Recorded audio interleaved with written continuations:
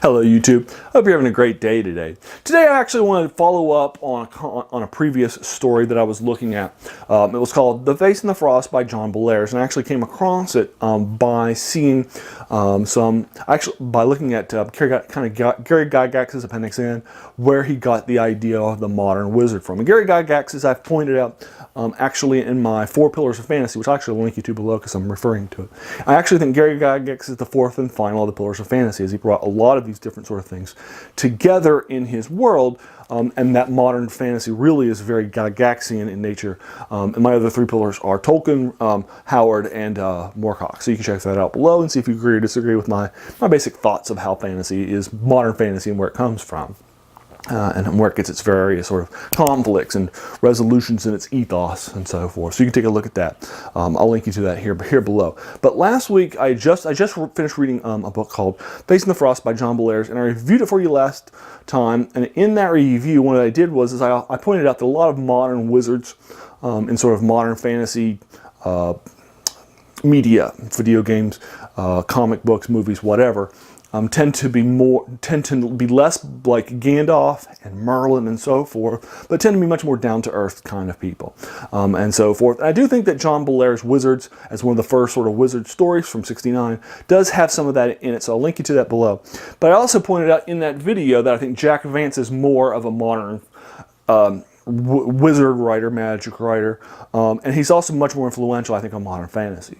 So, I think modern wizards more follow that trope. So today, what I want to do is look at one of his short stories as kind of a contrast to John Bellairs and some of the other sort of mythic wizard figures that came in fantasy, or epic fantasy and heroic fantasy and so forth, that he's definitely writing a different sort of a kind of a concept of a wizard, and that's one that's very reflective today. And if you've heard of Vancian magic or anything like that, then you may be familiar with who he is and so forth. So we're going to take a look at one of his stories. We're going to take a look at one of the short stories in The Dying Earth, and that short story is Mazirian the Magician, which my copy of that book is actually the second one, but in a lot of copies this is actually the first one in there.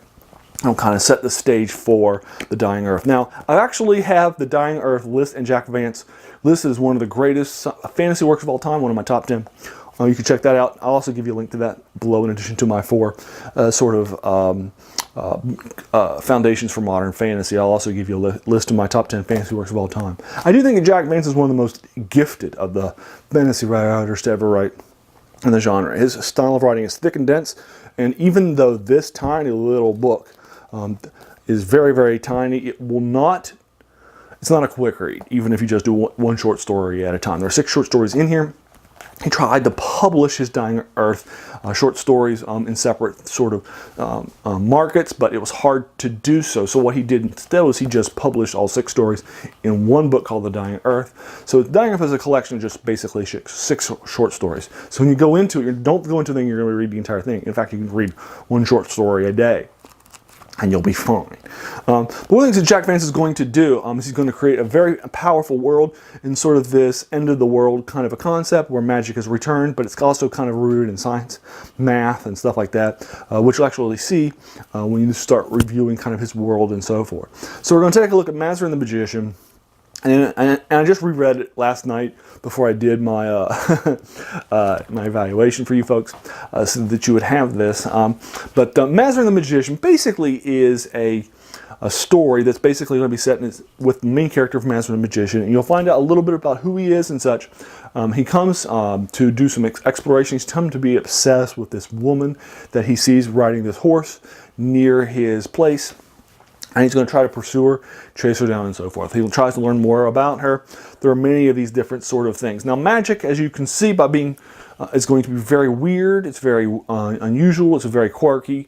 There's a lot of rules to it, like intonations, words, spells, objects, and so forth. Also, you're going to read into it that magicians can only have a small number of spells. Even the best magicians can only hold on to a small number of magics. You're also going to learn that the world used to have thousands and thousands and thousands of magical spells, but Over time, the number had become fewer and fewer, and right now a little more than 100 spells are still known. And your main character, Mazin, is going to know like 70 or 80 of them. Ends on a quest to go out and find the rest of those spells, as well as to find some new spells that have been lost. And so that's kind of this wizard, what the wizard's trying to do, but it's been side-railed by this total obsession with this woman who's constantly escaping him and so forth. So what he's going to do is he's going to he's going to try to figure out who she is. Is it one of his enemies that's been spying on him or something like that? He's going to do some investigation. After he does that, the next thing he's going to do is he's going to start pursuing her and so forth, and trying to get more information about who she is. He's going to take a bunch of spells with her, and then the rest of the short story is going to be spent trying to pursue her, following her, and finding out who she is, and ultimately what ends up happening at the end of the story. Now, no spoilers. Jack Vance definitely should be spoiled. So that's where I'm going to stop the sort of the core of conversation. But one of the things you're going to see is that this world is heavily been influenced by Dungeons and Dragons. For example, not only has these sort of wizards, this is one of the best wizards, and he can only memorize like 4 or 5 spells. He cannot memorize a lot of spells, and this is one of the strongest wizards of his day. And that's kind of where this Gygaxian concept of wizards, I think, comes from. These ideas of wizards who have spent years and years and years studying, but they may only know a couple of small, lower level spells. But that's enough, and so forth. There's a lot of power with that. And I also think it's probably one of the places where the early rules books don't have a whole lot of spells for you. You don't need them. You can easily, the first Dungeons and Dragons can easily have like maybe 8 or 10 spells per level, and so forth, but you don't need them because, we didn't have them in this sort of Vancian concept. Vance explains the idea of your brain can only hold so much information, and you had to train it a long time in order to hold any at all, and so it can only hold so much. As not this, this memorization, you have to memorize it each morning and then you forget it kind of a concept, but just basically you're studying something arcane is so foreign to who we are that your mind can't hold on to that many spells at the same time unless you have trained it and trained it and trained it and trained it and trained it. And that's the issue, that you have to hold on to them, keep them in your memory, not spend time that morning memorizing them. So it's a slightly different context from where Vance is coming from. But many things come from the Dying Earth. Ion stones, the names of spells, like you have some of the spells are downright fun, like the excellent prismatic spray, which I always want to put the word most in front of it because I think it'll be even better. The most excellent prismatic spray, the excellent prismatic spray, from which the spell is prismatic spray, and a lot of other of its things came from. You have these the gyrator spell that will spin somebody and then kill them. There's all these just weird and interesting and fun and evocative spells that are out there.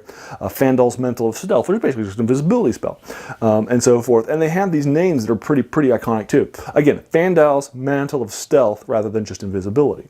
And there's a lot of spells in Dungeons & Dragons that I think are very Vancian, especially earlier ones, like Tasha's Uncontrollable Hideous Laughter is a 2nd level spell that will put somebody to force them to laugh or miss a few turns, but that's it.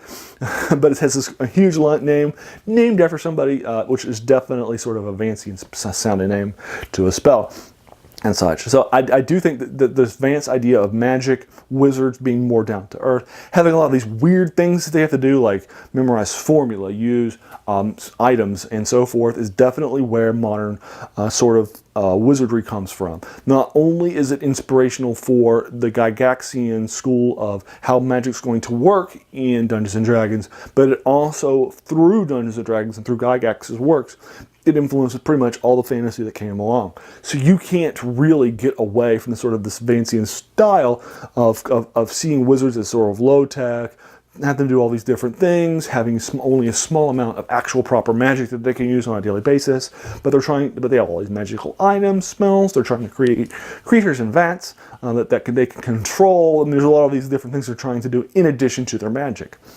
and magical spells.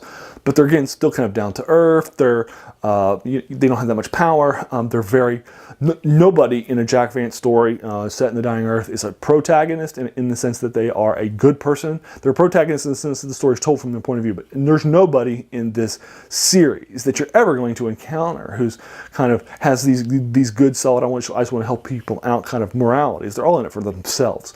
Everybody knows that the world's going to end at any moment, and so nobody cares for helping anybody anybody else out anymore. And so as a natural consequence to that, in the dying earth, nobody is doing anything to help anybody else out. So it's just where people are. And so as a result, again, this is, I think, one of the most influential stories in Dying Earth, and it's a series of 6 short stories. We just looked at the first of them, Mazirian the Magician. It's a great short story. It's only maybe 10, 12 pages in my collection. I think it took me like maybe a half hour, 45 minutes to read it again last night, which was a very quick read. And Vance has such a strong and evocative writing style that even just 10 or 12 pages of a Vance written story, it's going to hold you. It's going to grip you. And man, when I went back into it, I'm like, I just love Vance so much.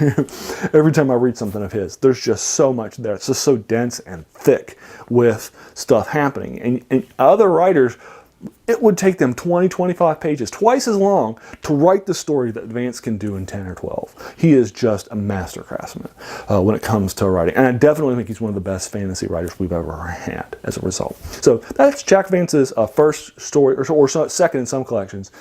It's second in mine, Mazirian the Magician.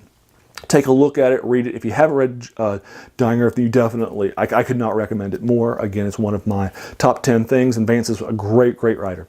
So you can check out those 2 videos later on. If you like this video, there's no reason not to hit that subscribe button. There's going to be so many more videos to come where I'm reviewing classics of fantasy, science fiction, and horror for you. Many of these have been forgotten, or which you may have heard about, but then you've never actually gone out and read, like Jack Vance's Dying Earth. So you should definitely do it.